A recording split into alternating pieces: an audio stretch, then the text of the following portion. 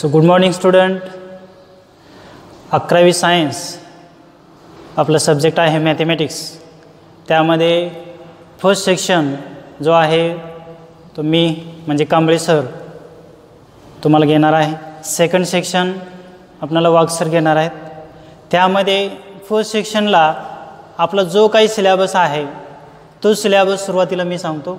Part first त्याच्यामध्ये एकूण total आपले 9 टॉपिक दिलेले आहेत. तर त्या 9 टॉपिकमध्ये सुरुवातीला पहिला टॉपिक दिलेला आहे angle and its measurement. First topic आहे. Second trigonometry first and second, determinants and matrices, straight line, circle, conic section, measure of dispersion and probability. तर याच्यापैकी काही टॉपिक तुम्ही 10वीमध्ये पाहिलेले आहेत. त्यामध्ये बघितला तर तुम्ही सर्कल थोडासा पाहिलेला आहे, मेजर ऑफ डिस्पर्शन आणि प्रोबॅबिलिटी हे तिन्ही टॉपिक. त्यासोबतच डिटर्मिनंट हा टॉपिक म्हणजे एकूण जवळजवळ तुम्ही 4 टॉपिक आणि त्यासोबतच पहिला अँगल्स आणि त्याचं मेजरमेंट हे काही थोड्या प्रमाणात तुम्ही ह्याच्या अगोदर पाहिलेलं आहे. येते लक्षात. तर जुन्या सिलेबसमध्ये एकूण टोटल 11 टॉपिक होते. तर त्यापैकी तुम्हाला त्या नवीन सिलेबसला एकूण 9 टॉपिक घेतलेले आहेत.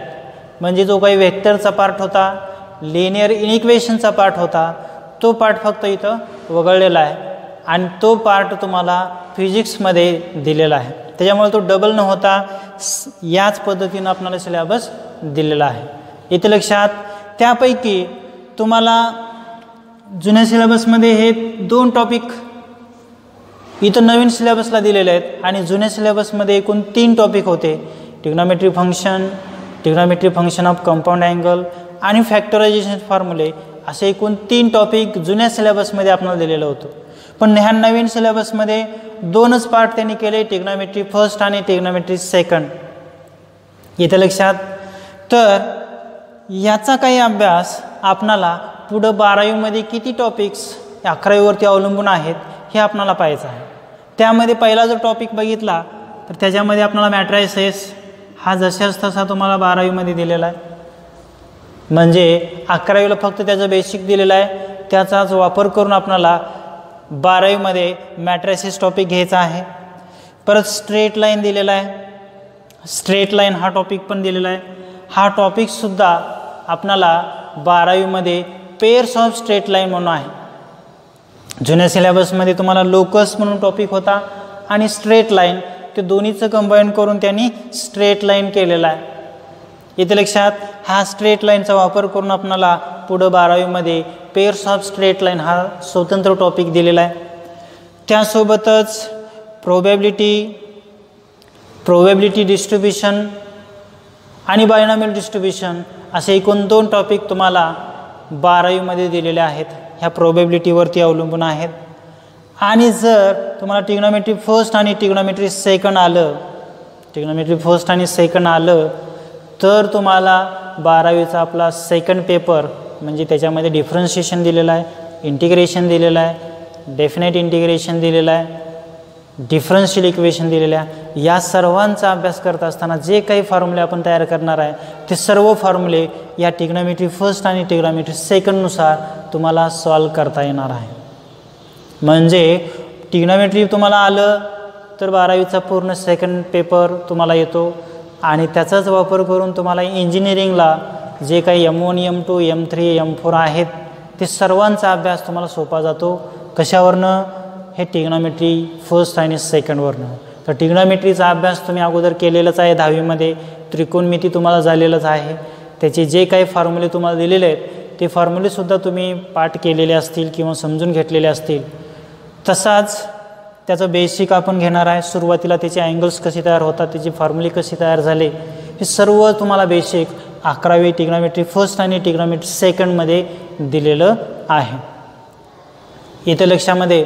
आता आपण सुरुवातीला आपला पहिला टॉपिक सुरू करणार आहे 11th सायन्स. त्यामध्ये फर्स्ट टॉपिक दिलेला आहे आपला अँगल अँड इट्स मेजरमेंट. तर टॉपिक्समध्येच आपल्याला सांगितलेलं आहे अँगल आणि त्याचं मेजरमेंट, कोन आणि कोनाचे मापन असं आपल्याला सांगितलेलं आहे. तर तुम्ही त्याचे कोन आणि कोनाचे मापन असे भूमितीमध्ये किंवा त्यालाच आपण जॉमेट्रीमध्ये भरपूर क्वेश्चन्स तुम्ही सॉल्व केलेले आहेत.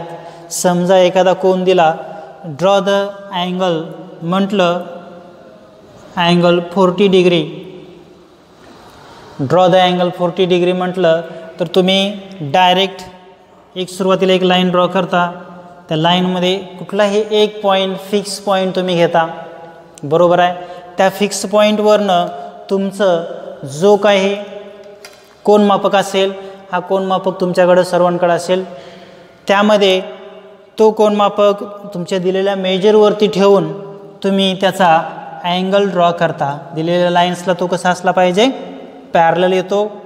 आणि हा पॉईंट त्यानंतर तुम्ही काय करता, आपल्याला अँगल्स किती सांगितलेलं आहे, किती अँगल आहे तर 40 डिग्री आहे.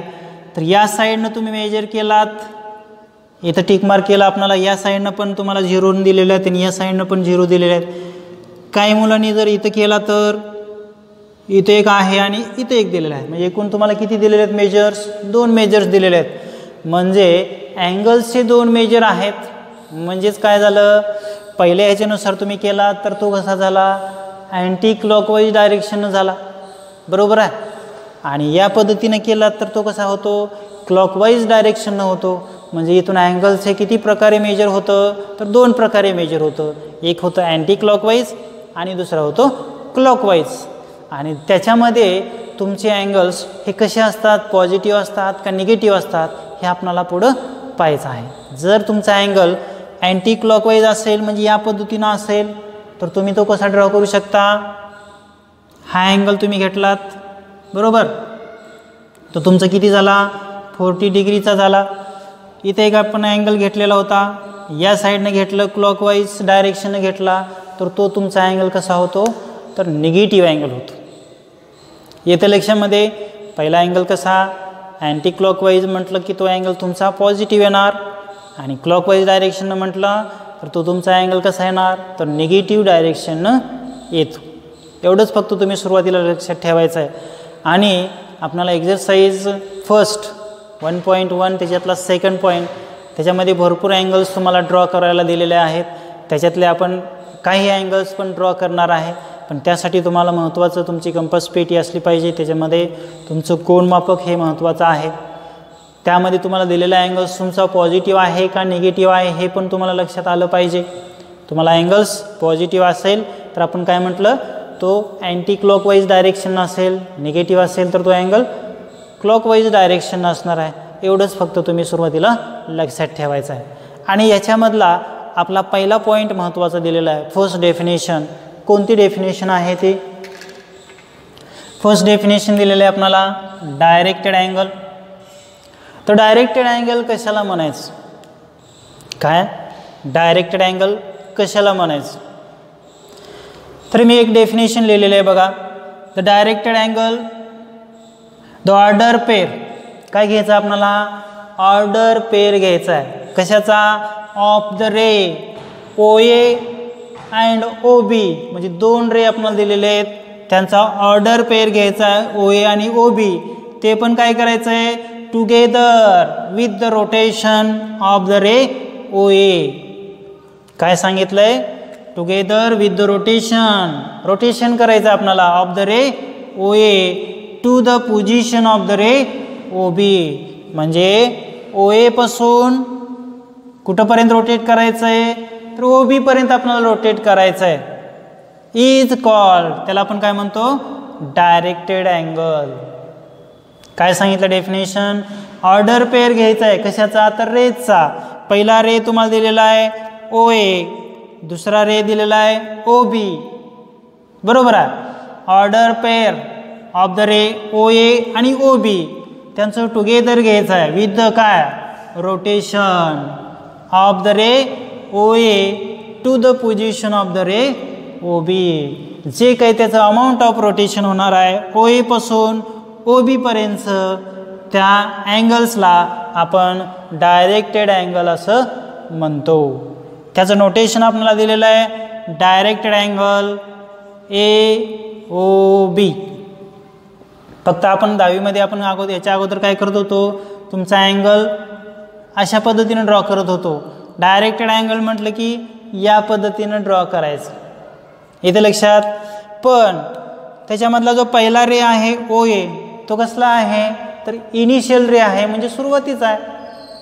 आणि त्यानंतर जे काही रोटेशन झालं रे ओ बी पर्यंतचं, त्याला आपण काय म्हणतो, टर्मिनल आर्म असं म्हणतो. म्हणजे हा अँगल कोणता झाला, measure of an angle A O B झाला, बरोबर. जर मी त्यांचं इनिशियल आर्म आणि टर्मिनल आर्म चेंज केलं, इथं तुमचं रोटेशन कसं झालं आहे या पद्धतीनं, म्हणजे कसं अँटी क्लॉकवाईज. आणि अँटी क्लॉकवाईज तुमचा अँगल कसा असतो तर पॉझिटिव्ह असतो.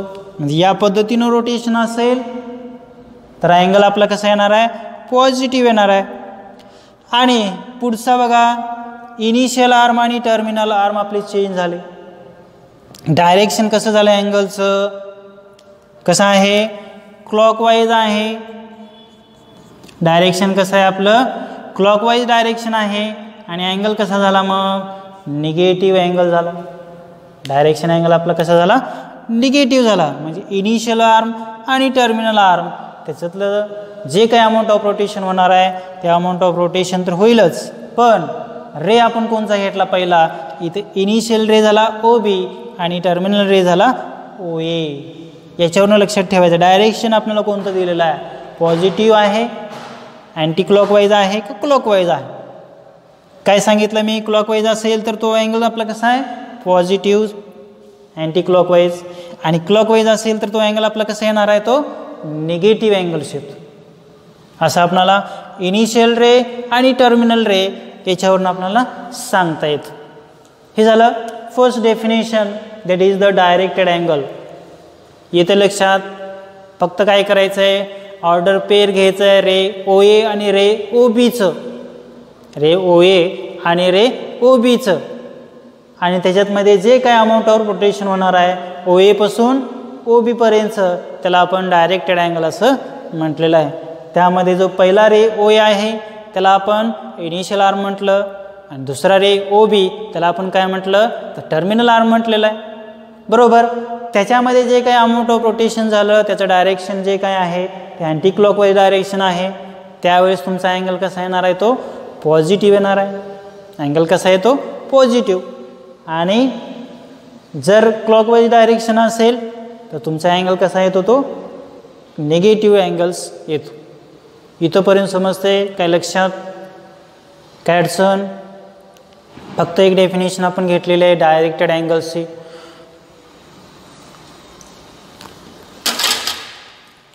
आता त्याच्या पुढचा पॉईंट म्हणजे याचे टाईप्स. आता अँगल्सचे टाईप्स तुम्हाला माहिती असतील. अँगलचे टाईप,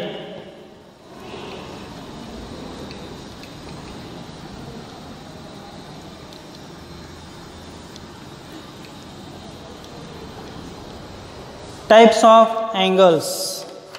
पहिला आहे झिरो अँगल.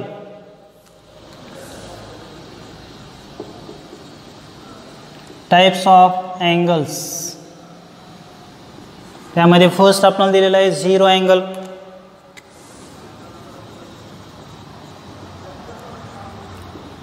आता झिरो अँगल कसा झाला, जर समजा मी एक पॉईंट घेतला आणि एक रे काढला ओ ए, ओ ए, आणि दुसरा एक पॉईंट मी इथंच घेतला तो पॉईंट आहे बी. इथं इनिशियल आर्म आणि टर्मिनल आर्म आपली कशी झालेली आहे कोइन्साइड झालेली आहे, म्हणजे सेमच अँगल आहे. काय आहे इनिशियल आर्म आणि टर्मिनल आर्म इज सेम. म्हणजे इथं अमाऊंट ऑफ रोटेशन काही झालं का नाही, म्हणजे amount of rotation is zero. Then this directed angle is known as the zero angle. Definition तुम्ही कसं लिहू शकता, amount of rotation is zero. Amount of rotation is zero is known as the zero angle. अशा पद्धतीनं लिहिता येईल. नसेल तर कसं आणखी, the ray O A to occupy the position of the ray O B, both are coincides. म्हणजे दोन्ही पण कसे आहेत ते सेम आहेत. And amount of rotation is 0 is known as the zero angle. म्हणजे इथं आपला अँगल्स काय झाला, directed angle AOB is equals to 0 degree. Amount of rotation OAB is equals to काय झालं 0 डिग्री. हा झाला पहिला. दुसरा सेकंड टाईप त्याच्यात दिलेला आहे one rotation angle. One rotation angle. तर आता वन रोटेशन अँगल कसा होईल, one rotation angle, one rotation म्हणजे पूर्ण आपला एक circle. To complete one rotation, समजा इथून इथंपर्यंत जे काही डायरेक्शन आहे, मग ते कसं आहे, इथं आता डायरेक्शन आपण कसे घेतलं आहे, अँटी क्लॉकवाईज आहे का क्लॉकवाईज आहे, तर अँटी क्लॉकवाईज डायरेक्शन आहे म्हणजे ते कसं झालं पॉझिटिव्ह झालं. आणि जर तुम्ही क्लॉकवाईजनुसार घेतलात तर ते कसं होणार आहे निगेटिव्ह होईल, -360 डिग्री. म्हणजे एक कंप्लीट रोटेशन झालं म्हणजे तो अँगल आपण किती घेतो 360 घेतो, 360 डिग्री घेतो. बरोबर आहे. ट्रँगल्समध्ये आपण 3 अँगल्सची बेरीज किती घेतो तर 180 घेतो. कंप्लीट रोटेशनला आपण किती घेतो 360 डिग्री. एवढं लक्षात ठेवा. म्हणजे आता वन रोटेशनला आपण काय म्हणू शकतो, after one complete rotation, after one complete rotation to occupy the position of the ray OA and the ray OB. परत एक वेळेस इथं आपलं हे कसं आहे अमाऊंट ऑफ रोटेशन कसं झालं टू कंप्लीट वन रोटेशन झाले, पण initial arm and terminal arm हे कसे झाले परत एक वेळेस कोइन्साइड्सच झाले म्हणजे सेमच झाले. तेव्हा त्याला आपण काय म्हणू शकतो वन रोटेशन अँगल. काय म्हणू शकतो त्याला आपण वन रोटेशन अँगल. पहिला आपण 0 घेतलेला होता, दुसरा घेतला आपण one rotation angle.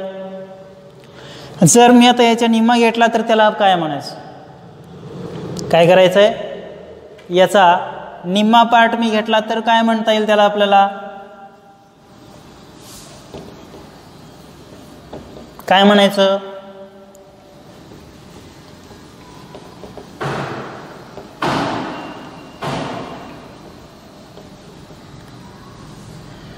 Straight angle. पुढचा पॉईंट आहे पॉईंट नंबर 3.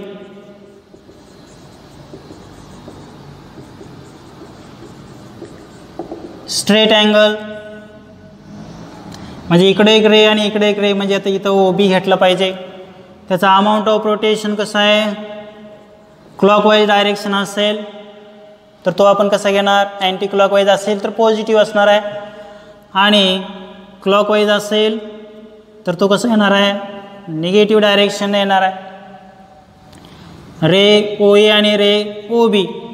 मग आता डेफिनेशन कशी सांगायची, दोन्ही रे कसे आपण दिलेले आहेत, initial arm and terminal arm कशा आहेत अपोजिट आहेत. If the initial ray and the terminal ray they are opposite then this angle is known as the straight angle. म्हणजे त्याचं मेजरमेंट किती झालं 180 डिग्री. अँटी क्लॉकवाईजनुसार घेतला आपण आणि क्लॉकवाईजनुसार -180 डिग्री. अशा पद्धतीनं आपल्याला लिहिता येईल. बरोबर आहे. त्यानंतर त्याच्या पुढचा राईट अँगल. फोर्थ आहे राईट अँगल. राईट अँगल आपल्याला कसं लिहिता येईल, एक्स ॲक्सिस आणि वाय ॲक्सिस घेतलं तर जे काही कंप्लीट वन रोटेशन झालं त्याचा किती पार्ट घेणार आपण. समजा हा एक कंप्लीट वन रोटेशन झाला म्हणजे 360 डिग्री झालं एक रोटेशनमध्ये, त्यामध्ये आपल्याला फक्त एकच पार्ट घ्यायचा आहे. म्हणजे किती झाला हा अँगल फक्त, आणि हा अँगल आपण किती लिहितो 90 डिग्री लिहितो. म्हणजेच किती 1/4 पार्ट. बरोबर आहे 1/4 पार्ट. पण कशाचा, हा झाला आपण निम्मा, हा आपण किती घेतला होता, हाफ अँगल घेतला होता, त्याला आपण काय म्हटलं, स्ट्रेट अँगल म्हटलं. त्याचा 1/4 पार्ट घेतला कशाचा, तर 1 कंप्लीट रोटेशनचा, त्याला आपण अँगल्स कोणचा म्हणतो, तर राईट अँगल्स असं म्हणतो. येते लक्षात. पहिला आपण काय घेतलं, डेफिनेशन डायरेक्टेड अँगल. दुसऱ्या ह्याच्यामध्ये आपण काय घेतलं, टाईप्स ऑफ अँगल्स, म्हणजे 0 अँगल्स कसं झालं, कंप्लीट 1 रोटेशन कसं झालं, त्यासोबतच स्ट्रेट अँगल्स, आणि आता घेतलेला आपण राईट अँगल. म्हणजे एकूण आपण 4 डेफिनेशन्स घेतलेल्या आहेत अँगल्सच्या. त्यानंतरचा पॉईंट दिलेला आपल्याला angles in standard position. Angles in standard position. तर दिलेला अँगल्स तुमचा स्टँडर्ड पोझिशनला कसा असतो, तो आपल्याला कसा लिहिता येईल ते पाहायचं. सुरुवातीला डेफिनेशन समजली तुम्हाला, डेफिनेशन ऑफ डायरेक्टेड अँगल. परत त्या अँगलचे टाईप्स आपण पाहिले, 0, 1 रोटेशन, स्ट्रेट अँगल आणि राईट अँगल. आता मी पुढचा पॉईंट लिहिणार आहे, तो आहे angles in standard position. Angles in standard position. तर स्टँडर्ड पोझिशन म्हणजे काय असतं, त्यासाठी तुम्हाला अगोदर एक्स ॲक्सिस आणि वाय ॲक्सिस ड्रॉ केला पाहिजे. याला आपण म्हणू शकतो first quadrant, second quadrant, third quadrant आणि फोर्थ क्वाड्रंट. म्हणजे पहिले चरण, दुसरे चरण, तिसरं आणि चौथं. बरोबर. आता याच्यातला स्टँडर्ड अँगल म्हणजे काय, म्हणजे तो अँगल नेहमी कसा असला पाहिजे, जर तो अँगल फर्स्ट क्वाड्रंटमध्ये असेल तर तो पहिला अँगल झाला. म्हणजे आपल्याला कसं लिहिता येईल, डायरेक्टेड अँगल XOP. बरोबर. तो स्टँडर्ड अँगल झाला, पहिल्या क्वाड्रंटमध्ये येणार आहे. दुसरा असा लिहू शकतो आपण Q, दुसरा असा लिहू शकतो आपण R, आणि शेवटी आपण लिहू शकतो S.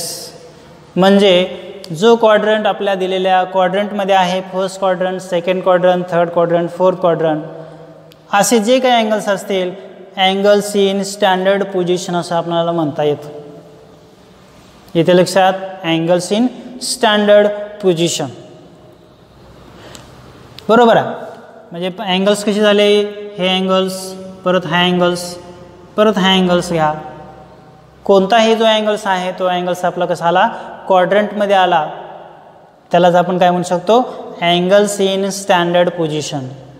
तर याच्यामध्ये जर थोडासा वेगळा तुम्ही अँगल्स लिहिला, कसा अँगल्स आहे,